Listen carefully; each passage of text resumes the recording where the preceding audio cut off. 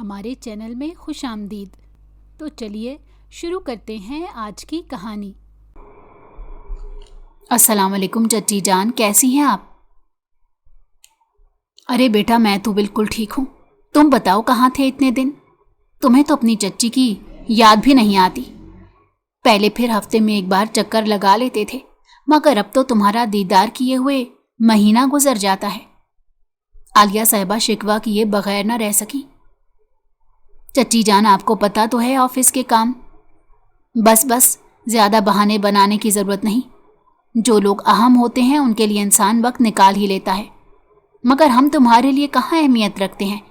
ہم ٹھہرے ایک چھوٹی سی جھونپڑی میں رہنے والے غریب رشتے دار، تم محلوں میں رہنے والے امیر زادے۔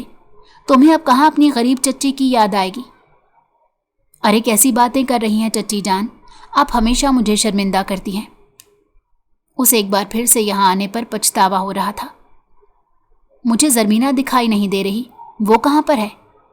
اس کی نگاہیں بے چینی سے اس واحد لڑکی کو تلاش کرنے لگی جس کے دیدار میں وہ یہاں پر آیا کرتا تھا۔ اپنے پورشن میں آرام کر رہی ہوگی، اور کہاں جانا ہے اس نے؟ محترمہ کل رات ریٹ ریسٹورانٹ سے واپس آئی تھی۔ وہ ابھی بھی ریسٹورانٹ جاتی ہے؟ میں نے اسے منع بھی کیا تھا کہ وہ نوکری چھوڑ دے۔ بس بیٹا، کیا کیا جائے؟ تمہیں تو پتہ ہے وہ کسی کی نہیں سنتی، ہمیشہ وہی کرتی ہے جو اس کے دل میں آتا ہے۔ ورنہ میں نے اسے بہت منع کیا تھا، لیکن نہیں، اسے تو بہادر بننا ہے اور مضبوط عورت بن کر دنیا کے سامنے آنا ہے۔ وہ اس کا مذاق اڑا رہی تھی۔ خیر بیٹا، تم ان کو چھوڑو، وہ ماں بیٹی کسی کی نہیں سنتی۔ میں خود ہی جا کر ان سے بات کرتا ہوں۔ یہ کہہ کر وہ اٹھ کر اس کے کمرے کی طرف چلا گیا۔ عالیہ بیگم پراسرار انداز میں مسکراتے ہوئے اس کی پشت کو گھورنے لگی۔ انہیں پتا تھا کہ انہیں محنت کی ضرورت نہیں پڑے گی، کیونکہ یہ رشتہ خود بخود ٹوٹ جائے گا۔ نوشین بیگم کو سلام کر کے وہ اس کے کمرے کی طرف بڑھ گیا۔ اس نے دروازے پر دستک دی۔ زرمینہ کی آنکھ کھل گئی۔ اس کی نیند اتنی کچی ہوتی تھی، ذرا سی آہٹ پر فوراً سے اٹھ جایا کرتی۔ کون ہے؟ بیزاریت بھرا لہجہ موصول ہوا۔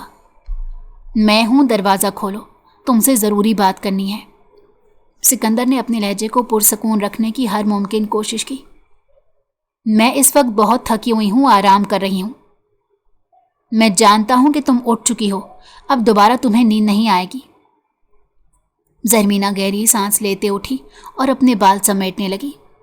پاس بڑھا ہوا دوپٹہ اٹھا کر اپنے گلے میں ڈالا اور تیزی سے کمرے سے باہر نکلی۔ اب کیا مسئلہ ہے؟ یہاں پر کیوں آئے ہو؟ میں نے تمہیں کتنی بار کہا ہے مجھے تمہاری مدد نہیں چاہیے۔ کام ڈاؤن یار، کیا ہو گیا ہے تمہیں؟ میں جو بھی کہتا ہوں تمہاری بہتری کے لیے کہتا ہوں۔ کسی کو بھی میری بہتری کے لیے سوچنے کی ضرورت نہیں ہے۔ تم بھی مجھ سے 100 فیٹ کے فاصلے پر رہو، یہی تمہارے لیے بہتر ہوگا، اور جا کر اپنی ماں کی باتیں مانو۔ فار گاڈ سیک یار، ہر بار تم میری ماں کو کیوں بیچ میں لے آتی ہو؟ کیونکہ تمہاری ماں ہی ساری فساد کی جڑ ہے۔ تمہاری ماں کی وجہ سے ہی سب خراب ہوا، اور تمہاری ماں ہی ہے جس نے مجھے پورے خاندان میں بدنام کر دیا ہے۔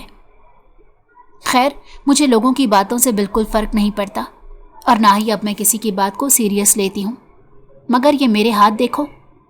وہ باقاعدہ اس کے سامنے ہاتھ جوڑ کر کھڑی ہو گئی۔ تمہیں ان کا واسطہ ہے، میری زندگی سے نکل جاؤ۔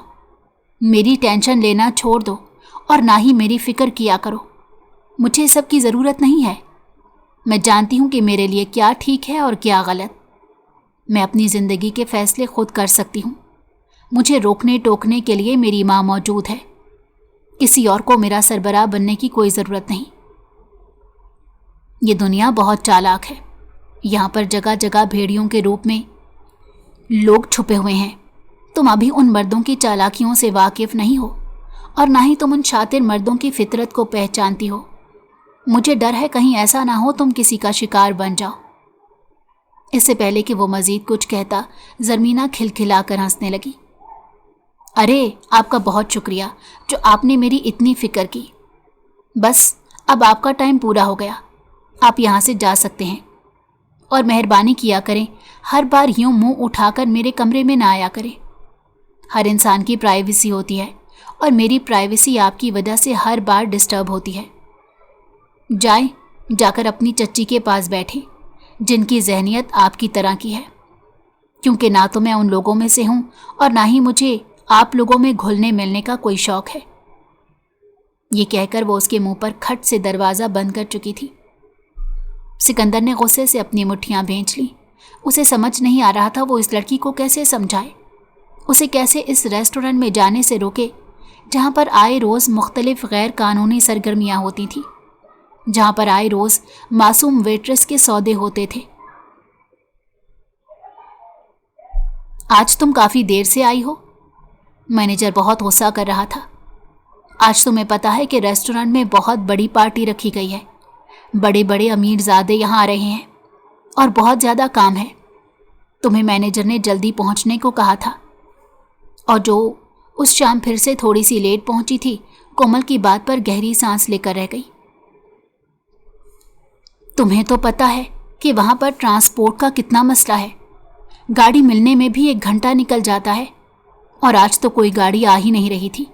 मैं रिक्शा करवा कर आई हूँ, उसमें भी इतने सारे पैसे खर्च हो गए। चलो ठीक है, अब बातें ख़त्म करो और जाकर मैनेजर की बात सुनो, वो तुम्हें अपने ऑफिस में बुला रहा है। ज़रमीना अहमद गहरी सांस खींचते ऑफिस में दाखिल हो गई, जो कि मॉडर्न तर्ज पर बनाया गया था। ये एक बहुत बड़ा रेस्टोरेंट था जो कि कराची के समंदर के करीब बनाया गया था, जिसका नाम ओशन रेस्टोरेंट था। वहाँ का सबसे मशहूर और पुरकशिश होने के साथ साथ ये महंगा भी बहुत था, जहाँ पर बड़े बड़े अमीरजादे आते थे। कोई भी आम या गरीब इंसान ये रेस्टोरेंट अफोर्ड नहीं कर सकता था। और वहाँ पर काम करने वाली लड़कियाँ भी इसी नौयत पर रखी जाती थीं, क्योंकि वो खूबसूरत होती थीं। और ज़रमीना साहिबा का शुमार भी दुनिया की पुरकशिश तरीन लड़कियों में होता था। वो अपने हुस्न से वाकिफ़ भी थी, लेकिन कभी उसने इस हुस्न का नाजायज़ इस्तेमाल नहीं किया था। अस्सलाम वालेकुम ज़रमीना साहिबा, कैसी हैं आप? मैनेजर ने उसे सर से पाँव तक देखते खबासत भरे अंदाज में कहा। वो उसकी गंदी नज़र को पहचानती थी, मगर खुद पर कंट्रोल करना उसकी मजबूरी थी। मैं बिल्कुल ठीक हूँ सर, आप कैसे हैं? उसने मसनूई मुस्कुराहट अपने लबों पर सजा ली। मैं ठीक हूँ, लेकिन आपसे थोड़ा सा नाराज़ हूँ। आपने मुझसे वादा किया था कि इस हफ्ते आप मेरे साथ डिनर पर जाएंगी। इस बार भी आपने अपने वादे की खिलाफ वर्जी की है। आप बताएं कि आपको क्या सज़ा देनी चाहिए? वो हद से ज़्यादा ठरकी इंसान था। ज़रमीना उसकी फितरत को समझती थी। वो जानती थी कि वो उसे गुस्से से डील नहीं कर सकती, इसीलिए उसके लिए भी उसके रंग में रंगना ज़रूरी था। सर, आपको तो पता है इन दिनों घर में बहुत से मसले चल रहे हैं। आए रोज़ कोई ना कोई परेशानी आ जाती है। अरे मिस, आप मुझे बताएं कि कौन सा मसला है। मैं आपका मसला हल करने में अपना जी जान लगा दूंगा। वो फ़ौरन से अपने सीने पर हाथ रखते पुरजोश अंदाज में बोला। उसकी बात सुनकर वो तेज़ी से नफ़ी में सर हिलाने लगी। अरे नहीं सर, उसकी ज़रूरत नहीं। आपने बस मेरे मसले को सुना और मेरी मजबूरी को समझा, मेरे लिए इतना ही काफ़ी है। और जहाँ तक डिनर का सवाल है तो इंशाल्लाह ज़रूर चलेंगे। बस आप मुझे ज़रा सी फरागत मिलने दें। अगर आप चाहें तो आपको मैं 2 हफ्ते की छुट्टियाँ दे सकता हूँ। आप पेमेंट की बिल्कुल फ़िक्र ना कीजिएगा, तनख्वाह आपके घर पहुँच जाएगी। आप आराम से अपने घर के मसले हल कर लें। मैनेजर आज कुछ ज़्यादा ही बिछा बिछा जा रहा था। सर, उसकी कोई ज़रूरत नहीं, आपका बहुत शुक्रिया। ठीक है मिस, अगर आप नहीं चाहती तो मैं आपको मजबूर करने वाला कौन होता हूँ। आपको यहाँ पर बुलाने का मकसद ये था कि आज बहुत बड़े सियासतदान की पार्टी है और इस पार्टी में बड़े बड़े अमीरजादे और इंडस्ट्री के लोग आ रहे हैं। मैं चाहता हूँ आप उनको अच्छी तरह से सर्व करें। वो उसकी आंखों में देखता मायनी खेज अंदाज में बोला। इसने गुस्से से अपनी मुट्ठियां भींच ली। तो सिकंदर इसको इस होटल के बारे में जो कुछ भी बता रहा था वो बिल्कुल सच था। उसके जहन में खतरे की एक घंटी बजी, क्योंकि ये इन 2 महीनों में पहली बार होने जा रहा था। जी सर, मैं आपकी बात समझ गई, मैं उन्हें अच्छी तरह सर्व करूंगी, उसने दांत पीसते हुए कहा। ٹھیک ہے، اب آپ یہاں سے جا سکتی ہیں۔ ذرا مس ہینا کو میرے کمرے میں بھیج دیں، مجھے ان سے بھی ایک ضروری بات کرنی ہے۔ ہینا اور مینیجر کا چکر چل رہا تھا۔ اس بات سے پورا ریسٹورنٹ ہی واقف تھا۔ وہ بھی اچھی طرح سے جانتی تھی، اسی لیے غصے سے پاؤں پٹکتی کمرے سے باہر نکل گئی۔ اس کی آنکھوں میں ایک بار پھر سے آنسو آ گئے تھے۔ اسے پوری دنیا سے شدید نفرت محسوس ہونے لگی تھی۔ اسے اپنا وہ گھر بھی زہر لگنے لگا تھا جس کی چار دیواری میں وہ خود کو محفوظ محسوس کرتی تھی، کیونکہ اس گھر میں رہنے والے لوگ کسی سانپ سے کم نہیں تھے، جن کی ہمیشہ کوشش رہتی تھی کہ وہ اس کو ڈستے رہیں۔ ان کا زہر اس حد تک اس کے وجود میں سرایت کر گیا تھا کہ اسے کبھی کبھار اپنے وجود سے بھی شدید ترین نفرت ہونے لگتی، مگر وہ یہ سب کچھ صرف اور صرف اپنی بیمار ماں کی وجہ سے برداشت کر رہی تھی۔ اس کی ماں کو کینسر تھا۔ وہ اور اس کی ماں اس کے ماموں کے گھر میں رہتے تھے، جنہوں نے اسے رہائش تو دی ہوئی تھی، مگر ہر مہینے اسے مکان کا کرایہ وصول کرتے، اور اب اپنی ماں کے علاج کے لیے اسے ایک بہت بڑی رقم چاہیے تھی۔ اگر وہ چاہتی تو سکندر سے مدد طلب کر سکتی تھی، مگر اس کی ماں نے کچھ عرصہ پہلے ہی اس کو پورے خاندان میں بدنام کر دیا تھا۔ اس کی ماں نے اس کے کردار پر وار کیا تھا اور اسے جسم فروش قرار دیا تھا۔ اس دن گھر واپس آنے کے بعد وہ بہت زیادہ روئی تھی، اور اس نے خود سے وعدہ کیا تھا کہ وہ آج آخری بار رو رہی ہے۔ آج کے بعد وہ کسی کی باتوں کو اپنے ذہن پر حاوی نہیں ہونے دے گی، اور نہ ہی کسی کو اتنا حق دے گی کہ وہ اس کو ذہنی تکلیف پہنچائے۔ ایک وقت تھا جب وہ اپنے ماں باپ کی لاڈلی بیٹی تھی۔ اس کے بابا اسے بہت محبت کرتے تھے اور اس کی ہر خواہش منہ سے نکلنے سے پہلے ہی پوری کر دیتے۔ اس کے بابا نے اس کی ماں سے پسند کی شادی کی تھی، جس کی وجہ سے پورا خاندان ان لوگوں کے خلاف ہو گیا۔ یہی وجہ تھی کہ اس کے چچا جان بھی ان لوگوں کو پسند نہیں کرتے تھے۔ جب وہ 8 سال کی تھی تب ایک دن حادثے میں اس کے باپ کا انتقال ہو گیا، اور اسی دن اس کے تایا جان نے ان کو دھکے دے کر اس حویلی سے باہر نکال دیا جس پر ان کا بھی حق تھا۔ اس کی ماں اسے اپنے سینے سے لگا کر اپنے بھائی کے گھر واپس چلی آئی۔ ان کے بھائی کے 2 پورشن تھے۔ نچلے پورشن میں وہ خود رہتے تھے، اوپر والا پورشن انہوں نے اپنی بہن کو دے دیا۔ ان کے ساتھ ہی انہیں یہ بھی کہہ دیا کہ ہر مہینے وہ انہیں اس مکان کا کرایہ دے دیا کریں۔ یہ وقت نوشین صاحبہ کے لیے بہت مشکل تھا، مگر انہیں اپنی بیٹی کے لیے سب کچھ کرنا تھا۔ وہ پورا دن سلائی کرتی رہتی، اور پھر جو پیسے ہاتھ آتے اسے نہ صرف اپنے بھائی کو ہر مہینے کا کرایہ دیتی، بلکہ اس کے ساتھ ساتھ اپنی بیٹی کی اخراجات بھی اٹھاتی۔ زرمینہ احمد بچپن سے ہی بہت سمجھدار تھی اور اپنی ماں کی فکر کرنے والی لڑکی تھی۔ اس کی ہمیشہ سے یہی کوشش ہوتی تھی کہ وہ اپنی ماں پر بوجھ نہ ڈالے، اس لیے میٹرک میں ہی اس نے بچوں کو ٹیوشن پڑھانا شروع کر دیا۔ وہ جب سارا دن اور ساری رات اپنی امی کو سلائی مشین کے سامنے بیٹھے دیکھتی تو اس کا دل خون کے آنسو روتا۔ چونکہ وہ پڑھائی میں بہت اچھی تھی، اسی لیے ہر سال اسے اسکالرشپ ملتی تھی، جس کی وجہ سے اس کے اسکول اور کالج کے اخراجات سے اس کی ماں کی جان چھوٹی ہوئی تھی۔ اچانک سے اس کی ماں کی طبیعت بہت زیادہ خراب رہنے لگی تھی، اور یہ وہ وقت تھا جب اس کی یونیورسٹی کی ڈگری آدھی ہو چکی تھی۔ ایک دن بہت زبردستی وہ اپنی ماں کو لے کر اسپتال گئی، کیونکہ نوشین بیگم اس کے ساتھ جانے کے لیے راضی نہیں ہو رہی تھی۔ وہ کسی نہ کسی حد تک جانتی تھی کہ ان کی بیماری کوئی معمولی بیماری نہیں ہے۔ 3 سے 4 بار انہیں خون کی الٹیاں ہو چکی تھیں، مگر انہوں نے یہ بات بھی اپنی بیٹی کو نہیں بتائی تھی۔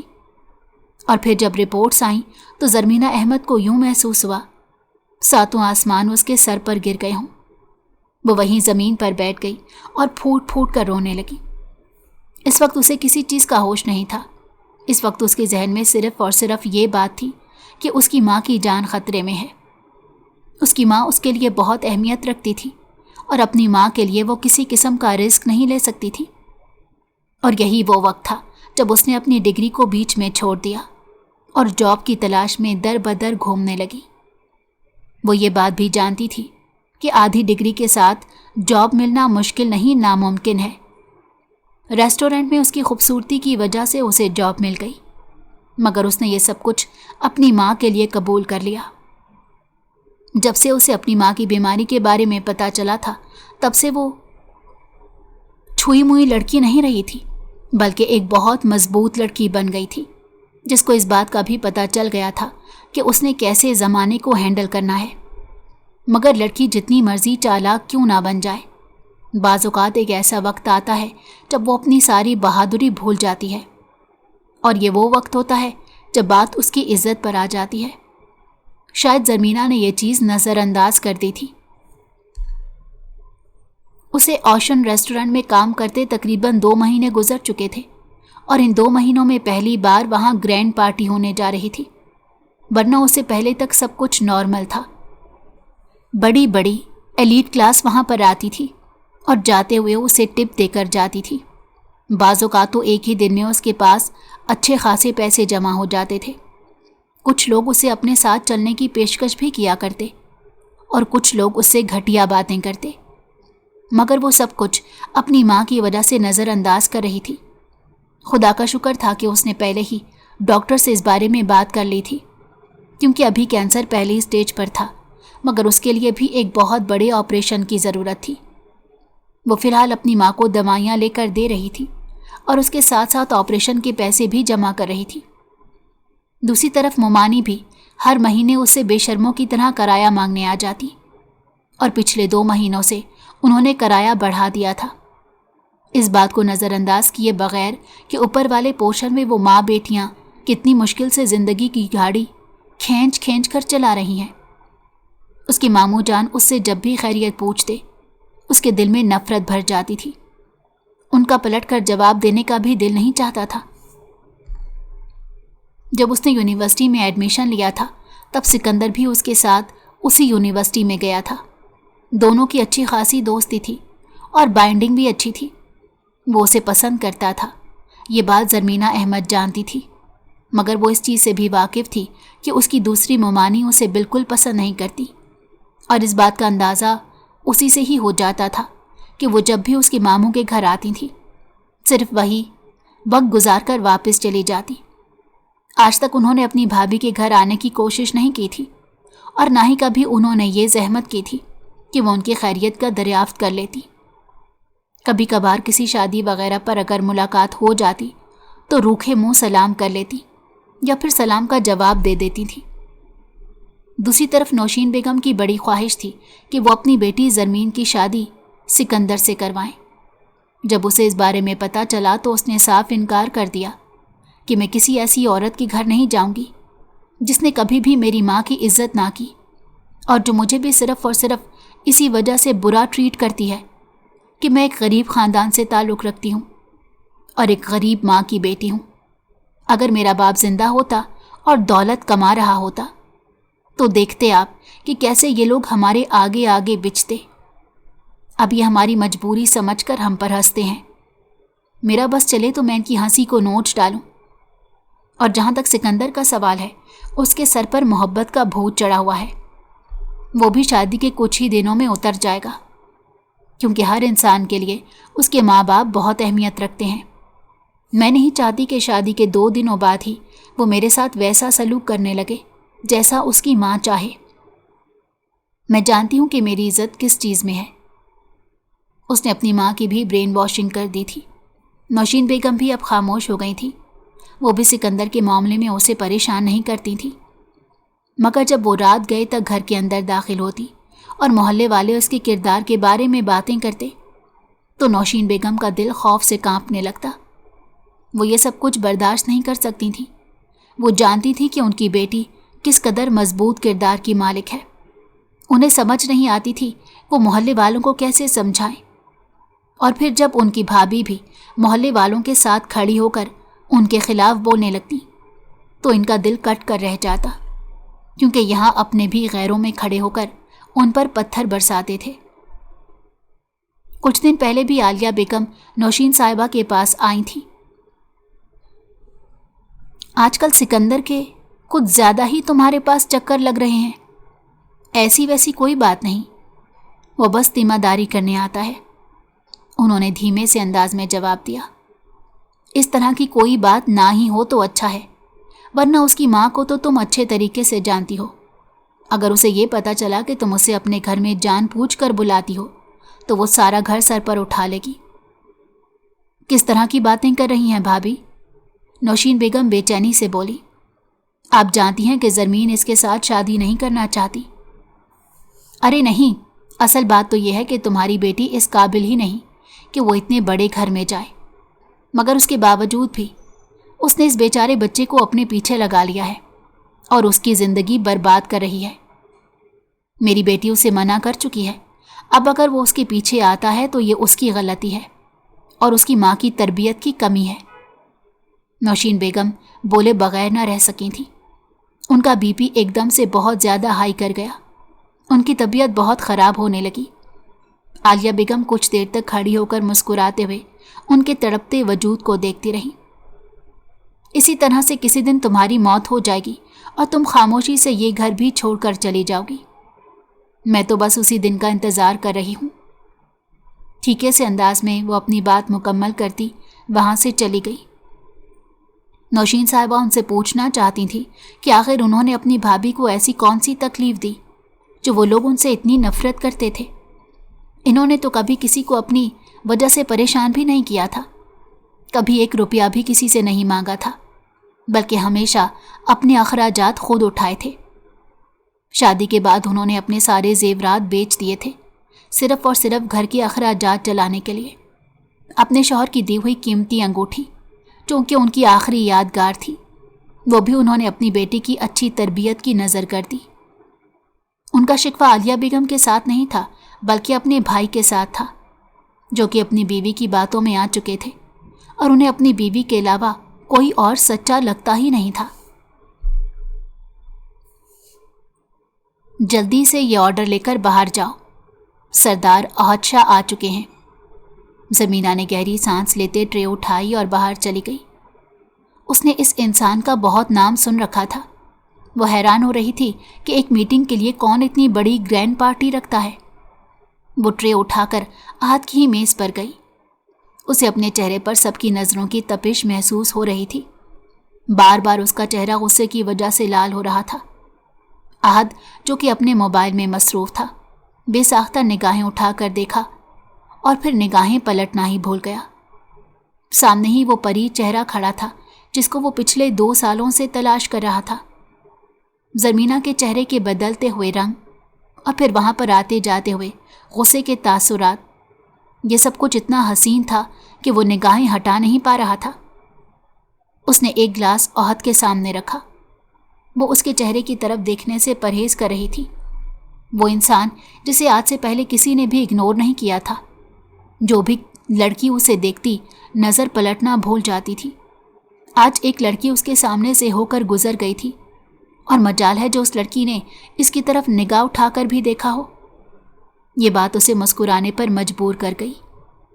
उसके करीब बैठा हुआ उसका दोस्त शहरयार काफ़ी देर से अपने जिगरी यार को मुस्कुराते हुए देख रहा था। बोले बगैर ना रह सका, खैरियत तो है यार? उसके पुकारने पर वो जल्दी से होश की दुनिया में आया। हाँ, खैरियत ही तो है। अपने काम से काम रख, मेरे मामले में दखल अंदाजी करने की ज़रूरत नहीं। अहद ने गुस्से से कहा और एक बार फिर से अपने काम में मसरूफ़ हो गया। मगर उसकी निगाहें बार बार भटक कर इस लड़की को तलाश कर रही थी, जो कभी एक मेज़ के करीब जाकर खड़ी होती तो कभी ऑर्डर लेकर दूसरी मेज़ पर पहुंच जाती। उस लड़की को इस तरह के लिबास और इस तरह काम करते देखकर अहद को दिली अफसोस हो रहा था। वो तो उसे अपने दिल की मलका और अपने महल की रानी बनाना चाहता था। वो लड़की तो इस कदर कीमती थी कि उसे 7 तहों के पीछे छुपा कर रखा जाता, ना कि उसे सारी दुनिया के सामने अयां किया जाता। वो अपनी जगह पर उठ खड़ा हुआ और उसके करीब चला गया। एक्सक्यूज़ मी, मर्दाना आवाज़ पर उसने बेसाख्ता निगाहें उठाकर देखा और फिर फ़ौरन निगाहें झुका ली। उसकी लरसती हुई पलकें अहद के दिल को धड़कनों को मुंतशिर करने में कामयाब हो गई थी। आखिर कोई इस कदर हसीन कैसे हो सकता है? कोई इस कदर कैसे किसी को अपना दीवाना कर सकता है? वो खुद से यह सवाल कर रहा था, मगर उसका जवाब उसके पास मौजूद नहीं था। सर, क्या आपको कोई चीज़ चाहिए? उसने निगाहें झुकाते उससे सवाल किया। अहद को समझ नहीं आ रही थी वो क्या जवाब दे। उससे पहले ही मैनेजर ने उसे पुकार लिया तो वो फ़ौरन से वहाँ चली गई। दूसरी वेटर्स उसके पास जाकर खड़ी हुई, मगर आहद ने उस पर एक निगाह भी डालना पसंद ना किया। वो एक बार फिर से उसी सीट पर आकर बैठ गया जहां पर पूरे रेस्टोरेंट का माहौल साफ नजर आ रहा था। उसने देखा वो मैनेजर के साथ खड़ी बात कर रही थी। उसके चेहरे के तासुरात बिगड़े हुए थे, वो गुस्से में दिखाई दे रही थी। आहद ने जल्दी से अपना मोबाइल निकाला। दूसरी तरफ मैनेजर को कॉल वसूल हुई। जी साहब जी, आपको कोई मसला तो नहीं? अगर कोई परेशानी है तो आप मुझे बताएं। आहद एक बहुत बड़ा अमीरजादा था और मैनेजर इसी वजह से उसके आगे पीछे बिछ रहा था। जिस लड़की से अभी तुम बात कर रहे थे, मुझे उस लड़की की सारी डिटेल चाहिए। वो कौन है, कहाँ रहती है, क्या करती है, उसका फैमिली बैकग्राउंड कैसा है। मुझे एक एक चीज़ व्हाट्सएप कर दो। तुम्हारे पास सिर्फ और सिर्फ 20 मिनट का वक्त है। अपनी बात मुकम्मल करता वो खट से मोबाइल रख चुका था। मैनेजर ने बेसाख्ता निगाहें उठाकर शीशे के पार देखा जहां वो शख्स स्विमिंग पूल के करीब खड़ा था और इसको खूनख्वार नज़रों से देख रहा था। उसे जान अपने वजूद से निकलती महसूस हुई। बेसाख्ता उसने अपने होठों पर ज़बान फेरी और एक नज़र ज़रमीना पर डाली जो कि थोड़े फासले पर खड़ी थी और किसी और टेबल से ऑर्डर ले रही थी। उसने इसे सब कुछ बता दिया था कि वो एक गरीब घराने से ताल्लुक़ रखने वाली एक आम सी लड़की है जिसकी माँ को कैंसर है और उसका इलाज करवाने के लिए ही वो इस जगह नौकरी कर रही है। तकरीबन 4 घंटे गुजर गए थे। रात का 1 बज रहा था। ज़रमीना को फिक्र होने लगी थी। वो जानती थी उसकी माँ उसके लिए परेशान हो रही होगी। उसने मैनेजर से छुट्टी मांगी मगर उसने साफ इनकार कर दिया और उसके साथ ही उसके पेशकश कर दी कि वो रेस्टोरेंट के साथ बने होटल में आज की रात रुक जाए। ये होटल भी उसी रेस्टोरेंट के ओनर का था। मैनेजर ने उसे ये भी बताया था कि पार्टी सुबह 3 बजे के करीब जाकर ख़त्म होगी और उससे पहले उसे छुट्टी नहीं मिल सकती। अगर वो 3 बजे तक यहाँ पर रुक जाएगी तो उसे एक बहुत बड़ी रकम मिलेगी। पैसों की वजह से उसने एक बार फिर वहाँ पर रुकने का फैसला किया। परेशानी उसके चेहरे से साफ आया हो रही थी। बार बार पसीने के कतरे उसके चेहरे पर नुमाया हो जाते जिनको वो बेचैनी से साफ कर देती। आहद इस दौरान मुसलसल उसे अपनी नज़रों में घेरे में लिए हुए था। वो लड़की बिल्कुल तब्दील नहीं हुई थी, बिल्कुल वैसी ही थी जैसा उसने उसे 2 साल पहले पाया था। मासूम, खूबसूरत और सबसे बढ़कर पुरकशिश। वो एक मजबूत किरदार की मालिक थी और इस बात की गवाही उसका करैक्टर देता था। यहाँ बहुत से अमीरजादे थे। अगर वो चाहती तो किसी भी अमीरजादे के साथ थोड़ा सा वक्त गुजार कर उनसे पैसे बटोर कर अपना मतलब पूरा करवा सकती थी, मगर उसने किसी की तरफ नज़र उठाकर भी देखना पसंद नहीं किया। ना तो वो उनसे बदतमीज़ी कर रही थी और ना उनसे बुरे तरीके से पेश आ रही थी, बल्कि वो बहुत मजबूत लहजे में उनकी पेशकश को रद्द कर देती, क्योंकि वो यहाँ किसी किस्म का तमाशा नहीं चाहती थी। साहब, अगर आपको वो लड़की पसंद आ गई है तो मैं एक रात के लिए आपके पास। इससे पहले कि मैनेजर मज़ीद कुछ कहता, उसका हाथ उठा और मैनेजर के चेहरे पर निशान छोड़ गया। साले, तेरी इतनी हिम्मत! आज के बाद अगर तूने उस तरह की बकवास की तो मुझसे बुरा कोई नहीं होगा। वो दोनों इस वक्त पार्टी से थोड़ा हट कर खड़े थे और लोगों की नज़रों से ओझल थे। इसी वजह से लोग उन्हें देख नहीं पा रहे थे। मैनेजर ने अपने नाक से निकलते खून को बेसाख्ता साफ किया और उसे माफ़ी मांगता फ़ौरन वहाँ से हट गया। उसे अंदाज़ा हो गया था कि ये लड़की अब उसके साहब के लिए बहुत अहम बन चुकी है। उसे जलन भी हो रही थी और उसे ज़रमीना पर गुस्सा भी आ रहा था। उसके साथ साथ उसे अपने फ़ैसले पर अफसोस हो रहा था कि आखिर क्या ज़रूरत थी उसे ज़रमीना को आज की रात यहाँ पर रोकने की। मज़ीद थोड़ी देर गुजरी थी कि वो यहाँ से चला गया। उसे एक और पार्टी पर भी जाना था, मगर जाने से पहले उसने मैनेजर को हिदायत कर दी थी कि कुछ भी हो जाए वो इस लड़की को वहाँ से जाने ना दे, और जब वो वापस आए तो वो इस लड़की को उसके कमरे में भेज दे। रात के 3 बज रहे थे जब वो होटल के कमरे के अंदर दाखिल हुई। जानती थी कि इस वक्त वापस घर नहीं जा सकती, मोहल्ले वाले बातें बनाएंगे। अपनी अम्मी को कॉल करके वो अपनी खैरियत बता चुकी थी اس کے ساتھ اس نے انہیں جھوٹی تسلی دے دی تھی کہ وہ اپنی دوست کے گھر پر ٹھہر گئی ہے۔ اس سے پہلے کہ وہ کمرے میں جا کر آرام کرتی، ایک لڑکی بھاگتی ہوئی اس کے پاس آئی۔ مینیجر کا حکم ہے کہ یہ ڈرنک تم احد صاحب کے کمرے میں لے کر آؤ۔ تم پاگل تو نہیں ہو گئی؟ رات کے 3 بج رہے ہیں، میں کیسے اس وقت ان کے کمرے میں جا سکتی ہوں؟ اگر تم نے ان کی بات نہ مانی تو مینیجر تمہیں اس مہینے کی تنخواہ نہیں دیں گے۔ تم جانتی ہو کہ وہ جو کچھ بھی کہتے ہیں کر کے دکھاتے ہیں، اس لیے کسی قسم کا تماشا کیے بغیر خاموشی سے مینیجر کی بات مان لو، اور ساتھ ایک ڈرنک دینے میں تمہارا کیا جائے گا؟ وہ غور سے اپنے سامنے کھڑی لڑکی کے چہرے کو دیکھ رہی تھی اور ٹٹولنے کی کوشش کر رہی تھی کہ اس کے ذہن میں کیا چل رہا ہے۔ اس کے ساتھ ہی زرمینہ کا دل بھی تیزی سے دھڑکنے لگا تھا۔ زندگی میں پہلی بار اسے اپنی عزت کی فکر ہو رہی تھی اور اسے کسی مرد سے شدید خوف محسوس ہو رہا تھا۔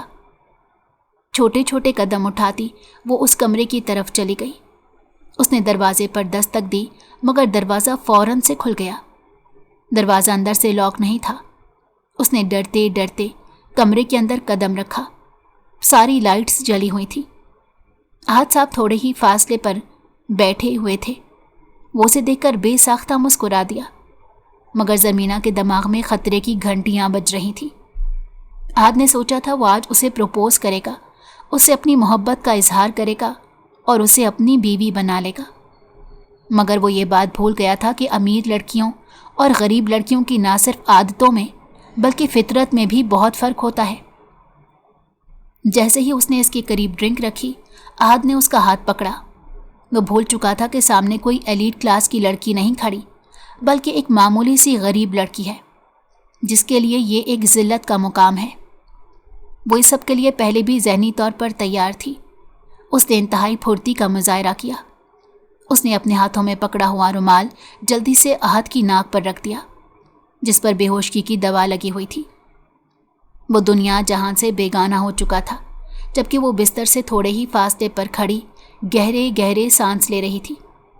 اس کے ساتھ ساتھ وہ اپنے رب کا شکر ادا کر رہی تھی کہ اس کی عزت بچ گئی۔ اس نے ایک دم سے ہی احد سے نفرت محسوس کی۔ تھوڑی ہی دیر کے بعد وہ اس کمرے سے نکل گئی۔ مینیجر نے بہت ہی حیرت سے اسے دیکھا۔ کیا اتنی جلدی فری ہو گئی؟ تو میں کون سا اندر جنگ لڑنے گئی تھی؟ ایک ڈرنک ہی تو دینی تھی ان کو۔ اس نے کاٹدار لہجے میں کہا، آپ مجھے میرے حصے کے پیسے دیں، میں نے جانا ہے، میری امی کی طبیعت بہت خراب ہے۔ اس نے اس قدر غصے سے کہا کہ مینیجر نے کچھ بھی کہے بغیر پیسے اس کے حوالے کر دیے۔ اس نے اس رات روتے ہوئے سکندر کو کال ملائی۔ وہ اس کی ایک ہی کال پر بھاگا چلا آیا اور اسے اس کے گھر ڈراپ کر گیا۔ اس نے اس لڑکی سے ایک سوال بھی نہیں کیا تھا۔ زرمینہ کو اپنے ماضی کے رویے پر افسوس ہو رہا تھا۔ اس نے فیصلہ کیا تھا کہ اگلے ہی دن وہ ان کے گھر جائے گی اور اس کی ماں سے معافی مانگے گی، لیکن جب وہ اگلے دن ان کے گھر پہنچی، اندر سے آنے والی آوازوں کو سن کر اسے لگا کہ اس کے قدموں کے نیچے سے زمین نکل گئی ہو۔ وہ اپنے رب کا لاکھ لاکھ شکر ادا کر رہی تھی جس نے سکندر کی اصلیت اس پر واضح کر دی تھی۔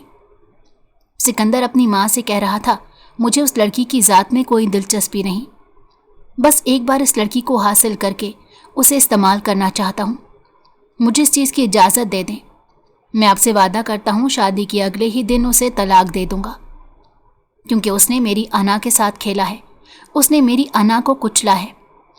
اتنا میں کسی انسان کے پیچھے نہیں بھاگا جتنا اس نے مجھے اپنے پیچھے بھگایا۔ اب میں اسے اسی چیز کا بدلہ لینا چاہتا ہوں۔ وہ الٹے قدموں واپس آ گئی۔ وہ نہیں جانتی تھی کہ اسے رونا کیوں آ رہا ہے۔ شاید اس کی وجہ یہ تھی کہ اسے یقین ہو گیا تھا کہ یہ اس کی زندگی میں کوئی بھی انسان مخلص نہیں، سب اسے مطلب کے لیے استعمال کرنا چاہتے ہیں۔ کسی کو اس سے اس وجہ سے نفرت تھی کہ وہ غریب تھی، اور کسی کو اس وجہ سے نفرت تھی کیونکہ اس نے اس کی پیشکش سے انکار کر دیا تھا۔ صبح جب احد کو ہوش آیا تو اس نے اپنے سر میں شدید درد اٹھتا محسوس کیا۔ رات کا منظر ایک لمحے کے لیے اس کی نظروں کے سامنے گھوما۔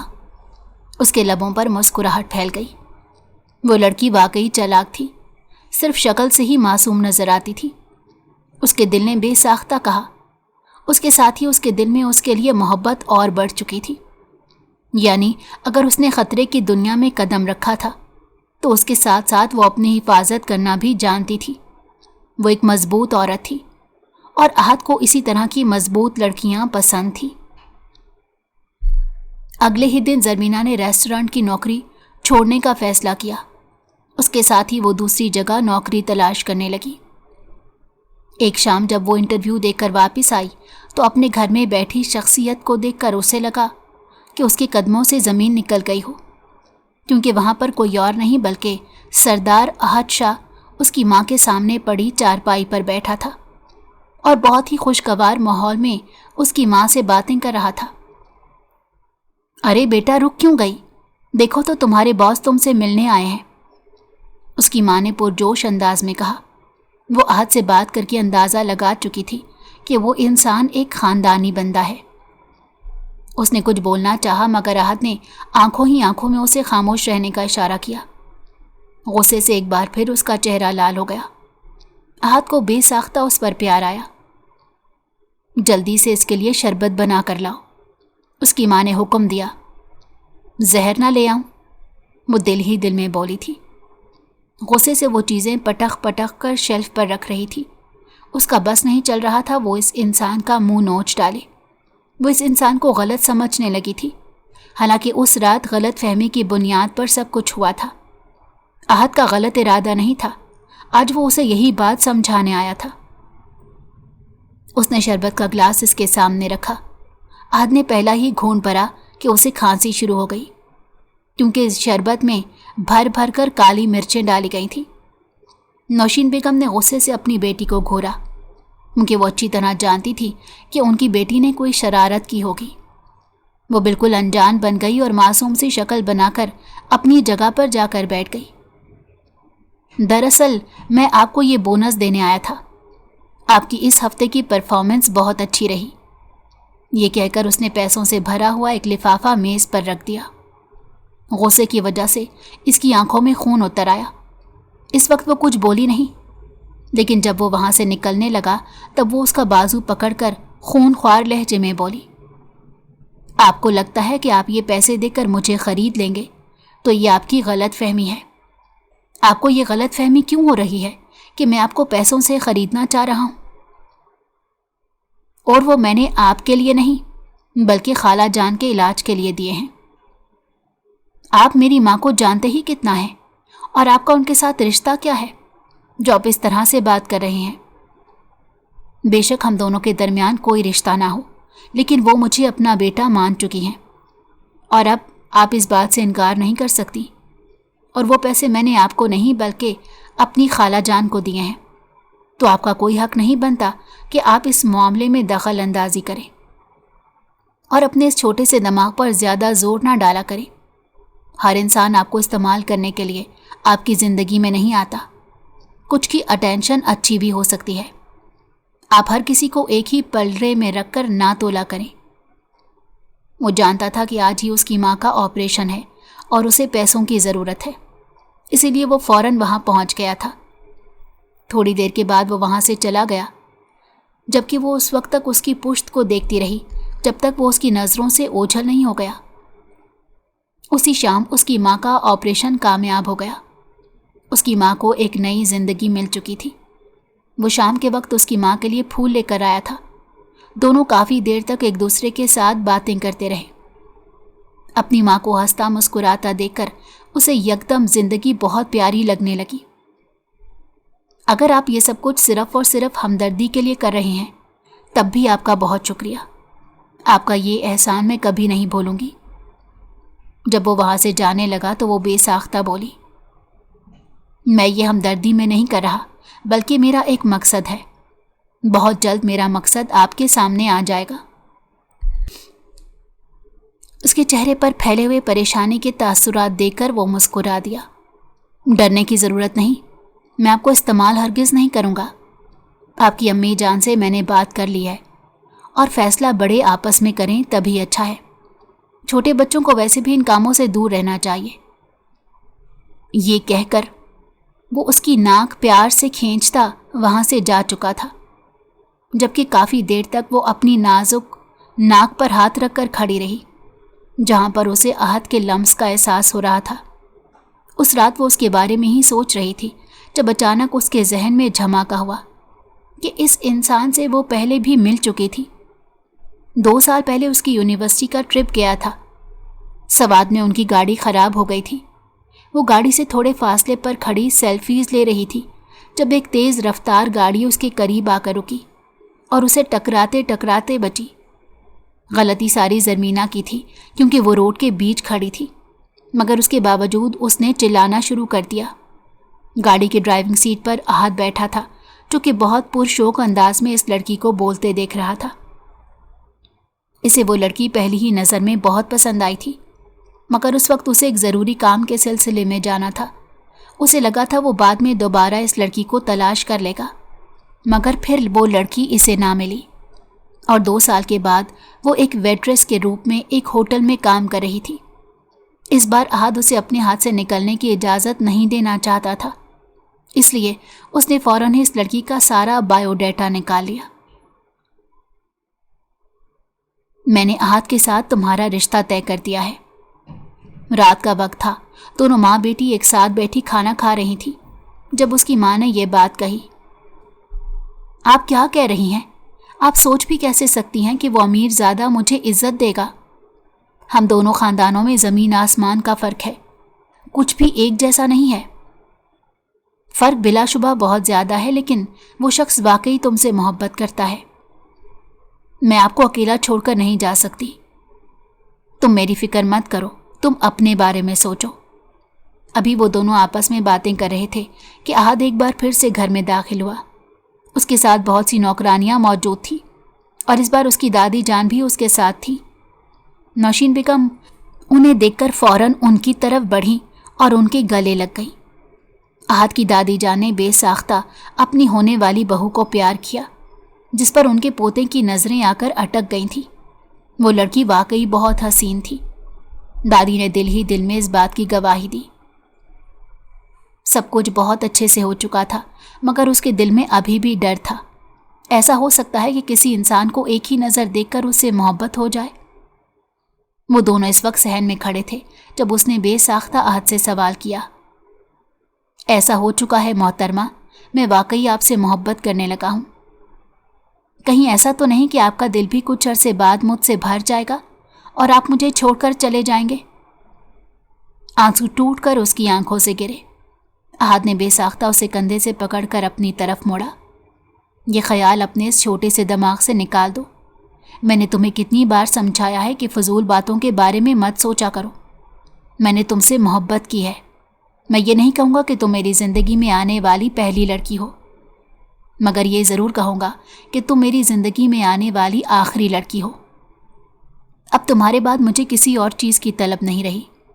तुम खूबसूरत हो, शरीफ और एक मजबूत किरदार की मालिक हो। जहाँ तक दौलत का सवाल है, ये तो आने जाने वाली चीज़ है। मैं इस पर बिलीव नहीं रखता। मेरे पास अल्लाह का दिया सब कुछ है, और अगर मुझे किसी और चीज़ की ज़रूरत पड़ी तो मैं अपने रब से मांगूंगा। तुम अपने जहन से हर तरह की टेंशन निकाल दो। तुम अब आहत की बीवी बनने जा रही हो। अपने आप को थोड़ा सा मजबूत बनाओ, क्योंकि बहुत जल्द तुम गांव की सरदारनी बन जाओगी। अगर इसी तरह की टेंशन अपने सर पर सवार रखोगी तो गांव की औरतों के मसले कैसे हल करोगी, सरदारनी साहिबा? उसने इसकी ठोड़ी पकड़कर चेहरा बुलंद करते कहा तो वो बेसाख्ता मुस्कुरा दी। आहत भी खुलकर मुस्कुरा दिया था। एक बहुत ही खूबसूरत जिंदगी उनकी मुंतज़िर थी। वो इंसान वाकई सच्चा निकला था। उसने जैसा कहा था करके दिखाया। सिकंदर और उसका ख़ानदान ये सब कुछ देखकर जल भुन गए थे। आलिया बेगम गुस्से से पेचो ताप खाकर रह गई थी, मगर अब नौशीन साहिबा और उनकी बेटी को कोई फ़र्क नहीं पड़ता था। वो अभी अपनी बेटी के साथ उसी हवेली में चली गई थी। अगर आपको हमारी कहानी पसंद आई हो तो हमारे चैनल को लाइक करें और सब्सक्राइब कर दें।